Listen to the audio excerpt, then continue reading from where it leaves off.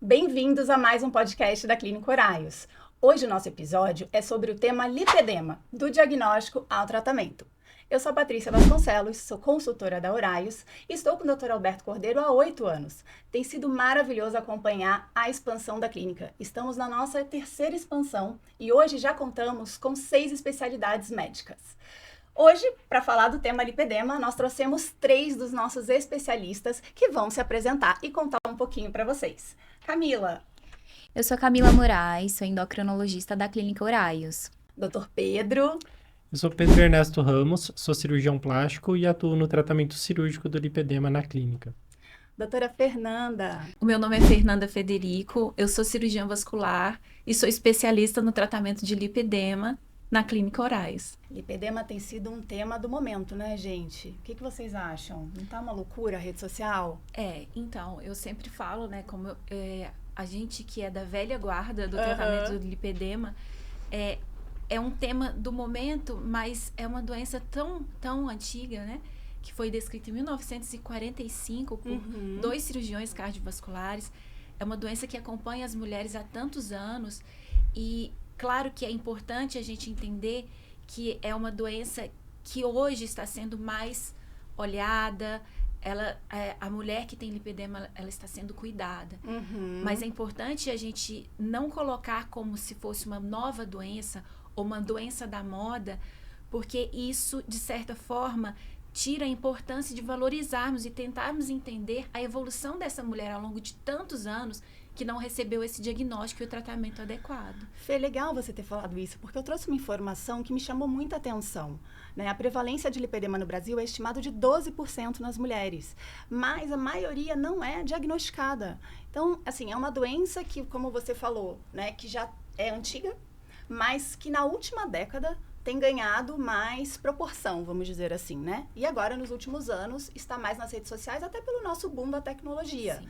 Então, é muito importante você trazer isso, e acho que hoje a gente vai desmistificar uma série de situações sobre esse tema com a presença de vocês. Fê, eu vou começar então por você. Explica pra gente, para quem está nos assistindo, o que o lipedema é, né? E quais são os impactos que ele traz na qualidade de vida dessas mulheres, dessas pessoas? Sim, eu acho que essa é a pergunta mais importante, tanto para o público, para os pacientes, quanto para os colegas médicos também. Porque entender realmente o que é lipedema vai ajudar na condução e no tratamento adequado e eficaz dessa doença, né? Voltando, né, aos 12% do lipedema no Brasil, mesmo 12% de mulheres no Brasil portadoras do lipedema, essa porcentagem ainda é subdiagnosticada, ela é subestimada, né? O que é o lipedema? O lipedema é uma doença inflamatória que causa uma falta de vascularização adequada nos tecidos. É muito importante a gente desvincular a ideia de que lipedema é uma doença da gordura, pois o lipedema, ele também atinge a gordura, mas ele não é uma doença da gordura.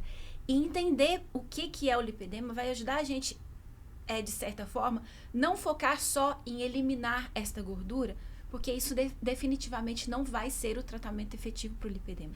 O lipedema é uma doença do tecido conjuntivo frouxo, em que esse tecido conjuntivo frouxo, ele é inflamado.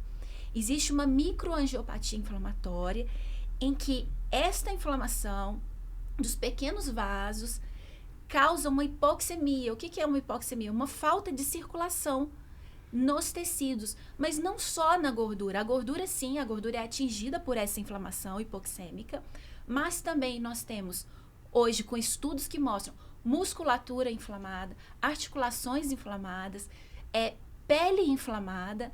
Além disso, não só necessariamente nas pernas e nos braços. Hoje nós temos estudos que mostram que a gente tem pacientes com tireoide inflamada, com intestino inflamado. Então, é muito mais uma doença inflamatória que tem manifestações sistêmicas do que a gordurinha inflamada, como isso é tão divulgado. Tanto que é daí a importância da equipe multidisciplinar para tratar. Muitas pessoas me perguntam, mas você é cirurgião vascular, o que isso tem a ver com gordura? Mas o lipedema é uma doença vascular. Ele é uma doença de falta da circulação. Então, atuar em todas essas camadas que eu falo, né? Atuar na pele, atuar na circulação, que é no edema, que é um edema linfático, é um edema venoso, é um edema do tecido gorduroso, é um edema que ele envolve outros órgãos também. A gente precisa de vários profissionais e a gente tem que tirar esse estigma de que o lipedema é o sobrepeso ou o lipedema é o excesso de gordura, que definitivamente não é. Não é só isso, né? Não é só isso. Pegando o seu gancho, doutora Camila, para você agora, quais os sintomas mais comuns e como o lipedema é diagnosticado? Até falando um pouquinho sobre essa parte da tireoide no lipedema, então os estudos mostram uma prevalência muito alta, de 27% a 35%. Então é importante, exatamente isso, entender que o lipedema é muito mais do que a gordura acumulada. Falando do diagnóstico do lipedema, é muito importante a gente frisar que o diagnóstico ele é clínico, ele é baseado em sinais, sintomas e realmente precisa ser avaliado individualmente. Existem alguns exames que a gente pode associar no diagnóstico, mais para estadiamento, para acompanhamento, mas realmente o diagnóstico, ele é clínico. Assim, no sentido de assim, eu tô com muita dor, eu chego em casa, tá inchado, seria mais isso? Isso, tem alguns critérios clínicos relacionados ao lipedema, ou seja, alguns sintomas e sinais mais frequentes. Então, principalmente, o acúmulo anormal de gordura nas pernas, essa gordura que pode acontecer também no braço, em outras regiões. Essa gordura causa dor, causa uma sensibilidade ao toque. Também pode acontecer um aparecimento maior de hematomas, que são os roxos na região. Associado a isso, por exemplo, tem estudos que mostram mulheres com uma hipermobilidade. Então, é necessário entender, é importante frisar que o diagnóstico ele é baseado nesses sinais, nesses sintomas, principalmente na avaliação individual do paciente. Perfeito. E um detalhe é que a principal característica dessa gordura é que ela é extremamente refratária à dieta e exercício físico, porque é uma gordura que está inflamada. Então, a principal queixa das mulheres é que elas têm um acúmulo grande de gordura da cintura para baixo, que elas fazem muita dieta e exercício físico, mas que essa gordura da cintura para baixo, ela permanece ali. Então, essa é a principal característica, a principal queixa mais frequente, assim, das pacientes em consultório. Olha, que interessante, né? Porque existe um padrão inflamatório da gordura, ela só não está em excesso, mas ela está em volume, e a gente vê nos estudos que os adipócitos, eles têm tamanhos irregulares, eles têm núcleos fibrosados, núcleos necróticos, fatores de necrose tumoral dentro desses adipócitos. Então, são adipócitos doentes, são células de gorduras inflamadas. Então, elas não respondem somente a uma dieta e exercício físico. Perfeito. Então, assim, até não só respondem a isso, mas a alimentação é primordial, né? É um dos pilares do tratamento, é extremamente importante, principalmente porque tem vários estudos que mostram tipos de dieta relacionada ao lipedema, sendo a dieta com mais estudos e com mais benefício a dieta cetogênica. É claro que tem várias ressalvas nesse sentido, mas depois eu falo um pouco mais sobre isso. Vamos para o doutor Pedro. Doutor, me conta, como o lipedema se diferencia de outras condições como linfedema e obesidade? Patrícia, é bem importante a gente falar sobre isso porque tem muita confusão. Você falou que cada vez mais a gente tem visto na mídia o tema do lipedema ser falado, as pacientes nos procuram por isso, e é importante diferenciar, inclusive muitos profissionais não sabem exatamente a diferença de cada um desses temas, mas basicamente a obesidade, a gente faz um cálculo, né, de massa gorda, massa magra e altura. Então a gente soma tudo, divide pela altura e a gente com isso faz um diagnóstico baseado num critério pré-definido, que é o peso do paciente pela altura. Essa gordura, ela é distribuída uniformemente pelo corpo, então braços, antebraços, tronco, gordura visceral, membros inferiores. No lipedema, a gente tem um acúmulo anormal de gordura em algumas regiões do corpo, em alguns segmentos. Então, nós temos até uma classificação baseada nos tipos de lipedema, que é qual é a região mais acometida, e você pode ter mais de uma região, mas basicamente membros superiores, então braço, antebraço, e membros inferiores, o culote, coxa, pernas.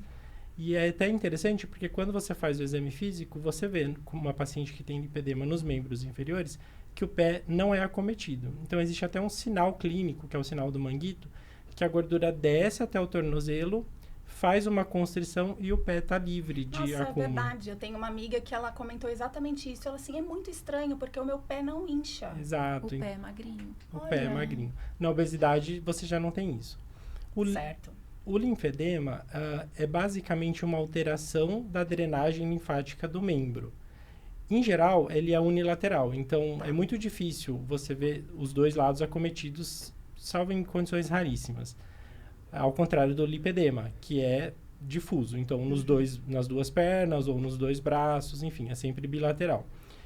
E, em geral, ele pode ser congênito, o linfedema, ou pode ser adquirido, por exemplo, depois de uma cirurgia de mama, que foi abordado também a axila, e a paciente fica com uma alteração do volume daquele braço. Então, tem um edema, um aumento de volume, que é basicamente pela alteração da drenagem linfática. A gente vê que chega na Auraios pacientes que já passaram por diversos profissionais, mas não tiveram esse diagnóstico, né? Eu acho que principalmente porque por muito tempo se acreditou que era uma coisa de biotipo. Esse é o biotipo da paciente. E ninguém olhava e via que era uma coisa completamente anormal e que poderia ser estudada, né? Então, para nós é até muito interessante que hoje se fale mais sobre isso, porque as pacientes que achavam que era um biotipo apenas, vêm na mídia, né, nas redes sociais e nos procuram para ajudar, porque tem muitos outros sintomas que estão associados, além do aspecto físico. Então, dor, equimoses, né, que são os roxinhos que nós conseguimos atuar e que as pacientes às vezes não tinham essa noção. E foi até por conta disso, né, que a Auraios já vem tratando, né, já vem realizando vários tratamentos com esses pacientes que chegam pra gente já querendo uma solução pro lipedema, né? A gente até vai falar um pouquinho do nosso programa, e aí nós temos uma atenção muito grande dentro da Auraios para esse assunto, né? Isso em todas as especialidades. Aqui vocês efetivamente tratam essa patologia, né? Se eu posso dizer assim, mas todos os especialistas estão de olho, né? Então, às vezes a gente chega com um paciente no dermato, ele já olha e já encaminha. Então, é tudo muito, muito profissional, muito sério, né? Que a gente faz lá dentro. É interessante isso que você perguntou sobre patologia. Sim, você pode falar que é uma patologia. Inclusive, agora o lipedema já está incluído na Classificação Internacional de Doenças. Isso é até um passo para que no futuro até o sistema suplementar de saúde, os convênios, possam cobrir algum tipo de tratamento. Perfeito. Porque até agora nada é coberto. E uma vez que já é considerada uma doença já bem estudada, no futuro o tratamento pode ser ampliado para todos os segmentos. Que bacana. Porque hoje é só por reembolso, então, que o paciente conseguiria, de repente, fazer alguma situação. Na verdade, ali. Nem por reembolso. Mas os pacientes estão lutando bastante por isso. E para a gente entender, né, o contexto do lipedema ter sido incluído, né, nessa classificação internacional da doença, existe um delay entre os países mesmo para o reconhecimento do lipedema como doença, né? E há tanto tempo descrito. Eu sempre falo, o lipedema, na verdade, é uma condição em que ele protege muito a mulher em vários aspectos de saúde. Quando a gente começa a estudar a fundo o lipedema como uma doença que ela é inflamatória, mas eu sempre falo, é a mulher que ela vive num contexto, numa sociedade e numa rotina que é muito inflamatória, sabe, Paty? Por que às vezes, talvez no passado, a gente também não olhava tanto para o lipedema? Porque às vezes a mulher ela não estava tão exposta a fatores tão inflamatórios como a mulher ela é exposta A alimentação hoje, né? Era outra, se a gente for pensar, né, há décadas atrás. Exatamente. Hoje a gente tem, né, como a Camila falou, e a gente vai falar um pouco mais sobre alimentação, o que a gente tem como consistência científica que piora o lipedema? Os ultraprocessados. Quando as pessoas falam, precisa fazer uma dieta anti-inflamatória, alimentos anti-inflamatórios, não existe um alimento cientificamente que você fala que ele é anti-inflamatório. Não tem. Mas a maçã, as frutas... Não, na verdade o que a gente tem de evidência científica que inflama são os aditivos químicos aos alimentos, que são os adoçantes, corantes, emulsificantes, realçadores de sabor. Então, e a gente consegue entender por que talvez a mulher há 50 anos talvez não exacerbasse tanto os sintomas e sinais da doença. Por quê? Porque hoje a gente tem uma pandemia de ultraprocessados no mundo, e que isso é um dos grandes fatores que agravam a inflamação. Temos outros mais, que inclusive a alimentação não é o fator mais importante, mas assim, a gente entende, né, só falando do contexto da mulher na sociedade, é uma mulher que ela trabalha, é uma mulher que cuida da casa. Hoje a gente tem níveis de estresse muito maiores em toda a nossa sociedade. A gente tem uma sociedade imediatista, uma sociedade com uma demanda de hiperprodutividade. Então, todos esses fatores, eles influenciam nos pilares de inflamação e nos gatilhos dessa mulher, que são, o primeiro é o pilar hormonal. Eu sempre falo, o desequilíbrio hormonal na paciente com lipedema é o principal fator de piora do lipedema. E a gente sempre fala, não é o excesso de hormônio e nem a queda desse hormônio. Na verdade, é as oscilações do hormônio nessa paciente. Tanto que a gente sempre pergunta, o primeiro marco, entre aspas, de gatilho dessa doença seria a primeira menstruação, a menarca. Porque é quando os níveis de estrogênio e progesterona começam a subir.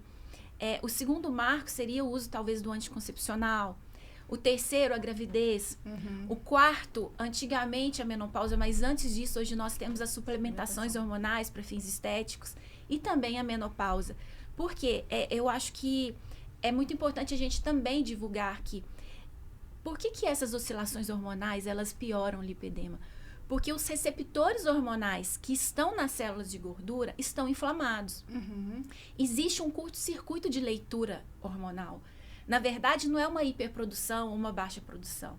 É que a mulher, quando tem esses receptores que são inflamados, ela tem uma deficiência de leitura no eixo hipotálamo. Então, quando a gente tem um nível de hormonal que seja fisiológico ou normal para qualquer mulher, para a mulher com lipedema, às vezes 3 microgramas, 3 mcg de estrogênio, nessa mulher ela vai ter uma leitura de 3.000, de 300.000. Então, existe uma sensibilidade muito grande dessa mulher aos hormônios. E o que a gente vê? A gente vê que, além das nossas oscilações naturais ao longo da vida, os fatores, por exemplo, de desequilíbrios hormonais, como altíssimos cortisóis, níveis de cortisol. A gente tem pacientes que têm demandas de rotina, que elas têm alterações hormonais. A Camila pode até falar mais especificamente disso.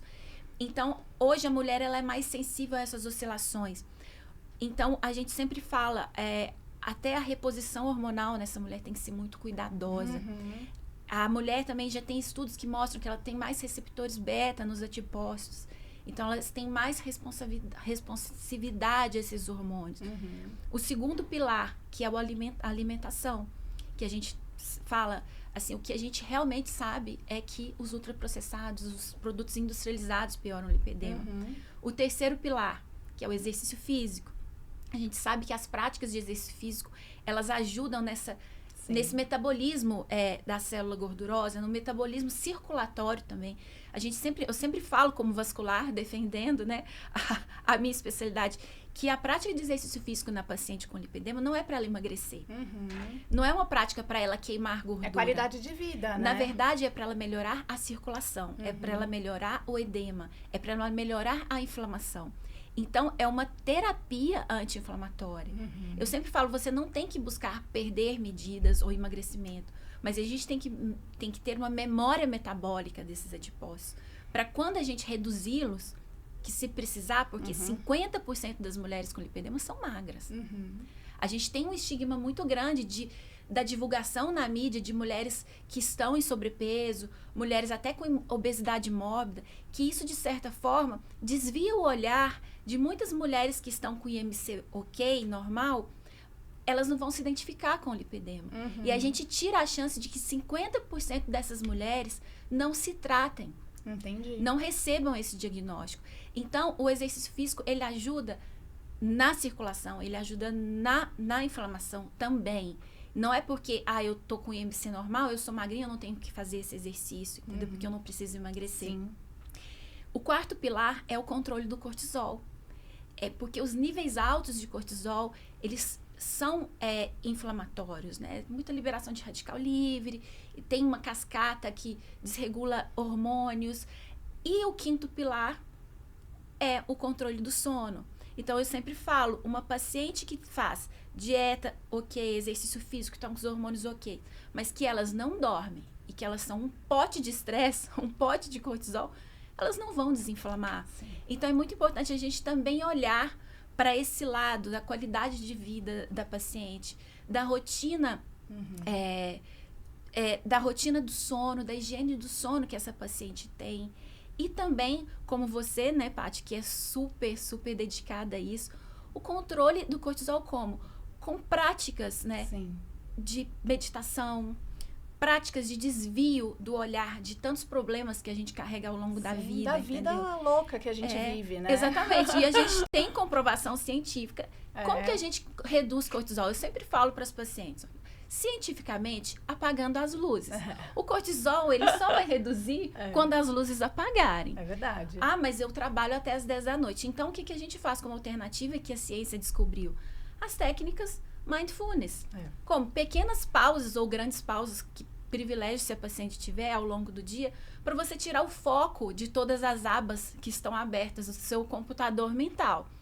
Então, quando você faz algo que te dê prazer, ou quando você faz uma prática de meditação, ou ao longo do dia você faz pequenas pausas que você tira aquele olhar, a gente cientificamente sabe que o seu cortisol vai cair. Então, assim, só resumindo isso, que eu acho que isso é uma informação que todas as mulheres devem saber, que são os 5 pilares de controle do lipedema, é que a gente tem que olhar a mulher como um todo. E a gente tem que tirar o foco de emagrecimento e de queimar gordura. Que isso não é o objetivo e isso não é eficaz no tratamento do lipedema. Perfeito. E também até falando um pouco do lipedema com os hormônios, assim, tem realmente períodos de flutuação de hormônios na mulher. Então, a menarca, o climatério, o anticoncepcional, realmente são um fator de risco, são períodos de risco para o aparecimento do lipedema, a gravidez, a gestação. Então, tudo isso acaba interferindo. E quando a gente tem um ambiente inflamado, uma mulher inflamada, principalmente com o intestino não funcionando direito, o intestino é fundamental, a gente também pode ter alteração da metabolização hormonal, que isso também impacta no lipedema. Então, é super importante. Então, a gente tem a metabolização do estrógeno, tanto no fígado, no intestino. Então, é importante ter esse olhar também. E é importante ressaltar que a reposição hormonal no climatério, na menopausa, não é contraindicada na mulher com lipedema. A gente realmente precisa preparar o ambiente, preparar o cenário para receber os hormônios. E tudo precisa ser avaliado, dosagem, o tipo, a via, tudo isso precisa ter uma atenção. Mas realmente não é contraindicado e ajuda muito em relação a sintomas, a qualidade de vida da mulher com lipedema também. Sim, porque quando a gente acreditava que era só o excesso de hormônio que causava o lipedema, todos pensávamos, então quando a mulher entrar na menopausa, ela vai ter a cura do lipedema. E a gente viu que não. A gente vê que tem muitas mulheres que o grande gatilho na vida dela é a menopausa. Então, a gente começou cientificamente a observar que, na verdade, a queda também hormonal, ela é gatilho para o lipedema. Sim. Então, isso corrobora a vantagem e a importância da reposição hormonal nessa mulher, quando ela tem outras condições favoráveis, para que ela mantenha os níveis, ela não tenha uma queda tão grande, uma oscilação tão grande desses hormônios na menopausa, para não impactar tanto no lipedema. Então, a reposição hormonal, ela é benéfica no lipedema. E trazendo agora, acho que para dentro de casa, né, aqui para dentro da Auraios, Ká, fala pra gente quais são as etapas, né, que o paciente percorre na Auraios quando ele chega para tratar o lipedema, né? Ele chega e fala, preciso agendar uma consulta. Como que funciona? Até todo esse atendimento é importante. antes de falar de todo esse atendimento, é importante frisar que os estudos mostram que realmente o tratamento precisa ser multidisciplinar, precisa englobar vários fatores, várias especialidades, para a gente realmente ter uma atenção total no paciente.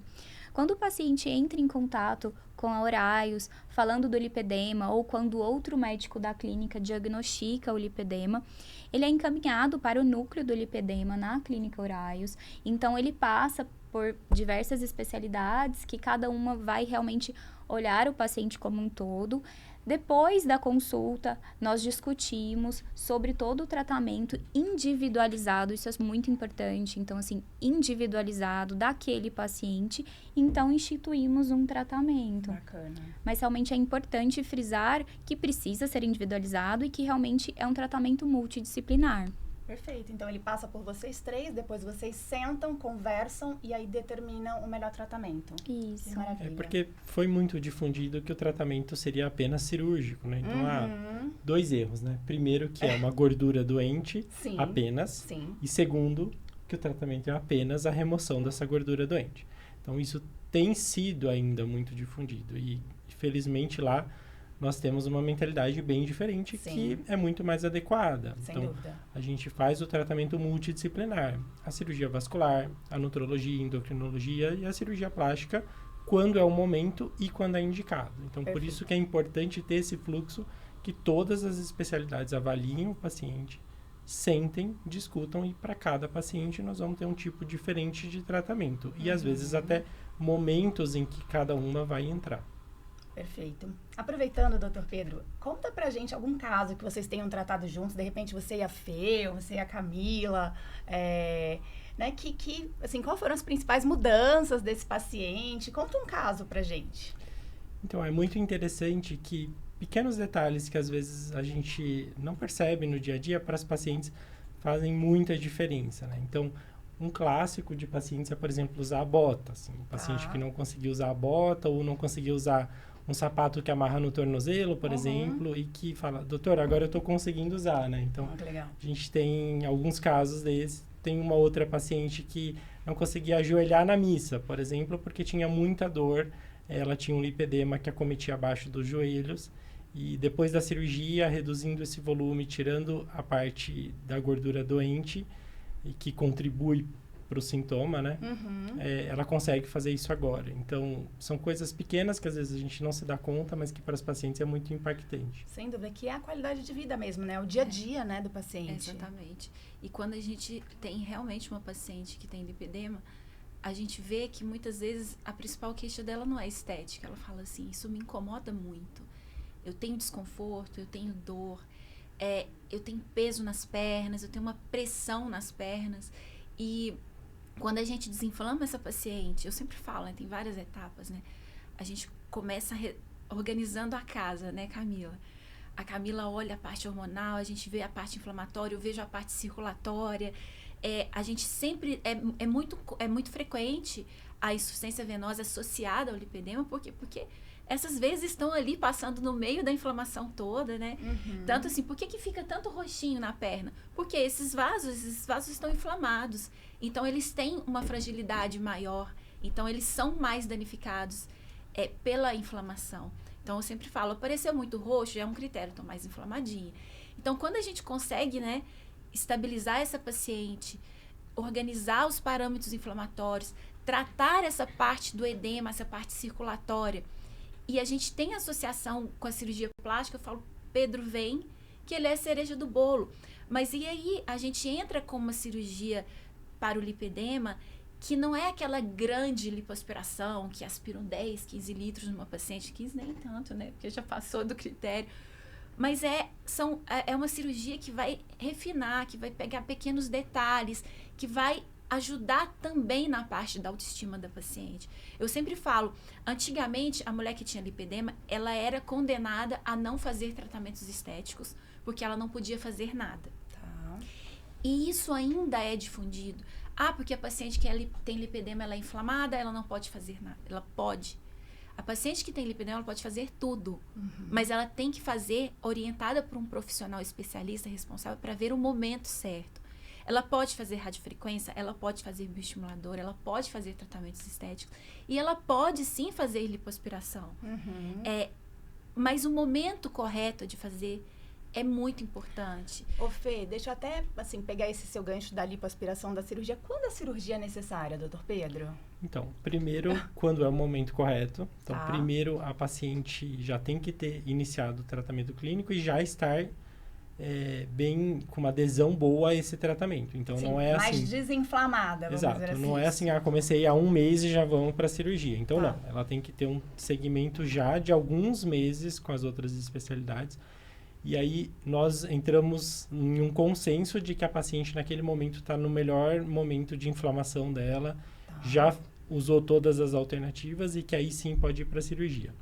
Então, primeiro, é uma paciente que, do ponto de vista estético, mantém o acúmulo de gordura desproporcional, Tá bom. que incomoda ela com dor e tudo que a gente já comentou, e que não respondeu 100% ao tratamento clínico. Por que eu estou dizendo isso? Porque algumas pacientes que inicialmente nós olhamos e achamos que a lipoaspiração, o tratamento cirúrgico do lipedema vai ser necessário, depois de um bom tratamento clínico, nós mudamos de ideia, né? Tá. Então, primeiro tem que iniciar o tratamento clínico, fazer um segmento adequado e se mantiver sintomas ou mantiver mesmo uma questão estética do volume, né? Porque muitas vezes é um volume bem desproporcional que o tratamento clínico apenas não vai resolver. Aí esse é o momento de ela ir para a cirurgia. Perfeito. E nós temos, né, só para complementar, né, nós temos volumes que mesmo a paciente desinflamada, são volumes que são limitantes no dia a dia da paciente, né? Nós temos volumes que são incapacitantes. Nós temos na clínica pacientes que têm volumes tão desproporcionais, mesmo com pouca inflamação, que tem dificuldade de marcha. Eu tenho uma paciente que ela já fraturou o cóccix por cair sentada 4 vezes. Então, a gente tem pacientes também que têm desautonomia e que esse volume na perna, ele é um fator limitante na É um vida dela. problema. É um problema. Então, essa é uma indicação fantástica da lipoaspiração. A gente faz uma desinflamação e a gente tira esse volume para devolver autonomia para o paciente. Por quê? Porque a gente vê que ao longo da evolução da doença, a gente tem um desvio, né, do joelho para dentro. A gente fala que é um joelho valgo. A gente tem uma queda da pisada. A pisada ela fica mais pronada. Então, a gente tem um desvio de eixo de pernas e de marcha de coluna. Então, a cirurgia também, ela ajuda a melhorar esse eixo, ela ajuda a melhorar a marcha da paciente. Então, assim, a cirurgia plástica, a gente não tem que condená-la. Ela é maravilhosa, ela é super benéfica. Mas o que a gente mais tem, né, Pedro, e que a gente divulga muito isso, que a gente prioriza na Horários, é que a gente faz esse procedimento o mais seguro possível e no melhor momento para essa paciente, para que essa seja uma cirurgia efetiva. Sim. A gente vê, né, que tem alguns estudos que mostram que quando a paciente faz a lipoaspiração sem tratamento, sem desinflamar, ela tem uma recidiva muito precoce. Ela volta à estaca zero, ela volta ao peso inicial em menos de 2 anos. Então, na Horários, a gente cuida muito para a gente não colocar essa paciente nessa estatística. Perfeito. Por quê? Porque é uma estatística muito ruim, né? Daí lembrar sempre que é uma condição crônica, né? Que mesmo que você faça em um momento pontual o tratamento cirúrgico, antes e depois dele você vai precisar continuar com as outras especialidades, porque a doença é crônica e não dá para abandonar o tratamento, senão você tem recidiva. Muitas vezes as pessoas perguntam, doutor Pedro, eu vou fazer a lipoaspiração e vou me livrar dessa doença, eu vou esquecer disso. Aí ele fala, não. Não é bem assim, deixa Não eu é te bem contar, assim. vem aqui. Por quê? Porque a lipedema é uma doença crônica, Sim. incurável. É ruim falar isso, mas é uma doença crônica incurável. Mas a vantagem é o quê?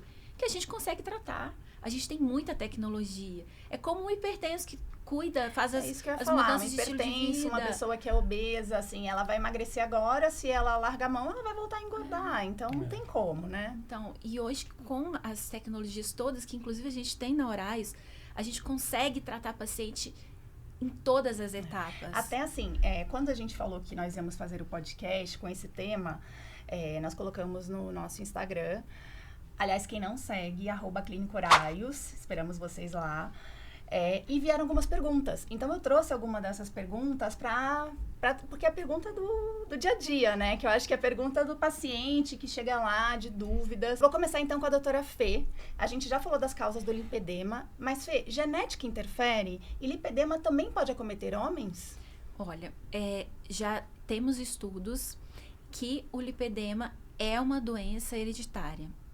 É uma doença autossômica que já foi determinado que existe uma hereditariedade entre as mulheres. Por quê?